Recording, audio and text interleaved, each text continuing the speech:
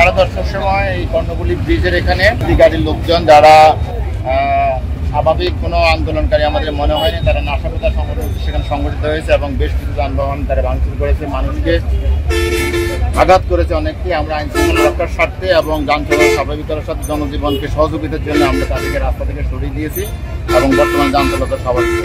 আপনারা কাউকে আটক করতে পেরেছেন কিনা? হ্যাঁ, কয়েকজন গ্রেপ্তার হয়েছে, আরো গ্রেপ্তার করা হবে যারা এই ধরনের বিশৃঙ্খল কাজের সাথে যুক্ত ছিল, যারা বেআইনি কাজ করেছে তাদের সবাইকে আইনের আওতায় নিয়ে আসা। বলছিলেন যে এখানে কেউ অনুপ্রবেশ ছিল কিনা বা অন্যান্য কোনো দলের কাউ? এখানে অনুপ্রবেশ কি, এখানে তো আমরা কোনো ছাত্রছাত্রী দেখতে পাইনি।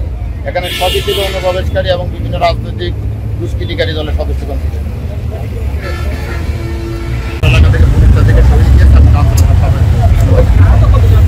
সেটা আমরা পরে হিসাব করে জানাবো। সেটা আমরা এখনো এখানে আছি, অভিযানে আছি, আমরা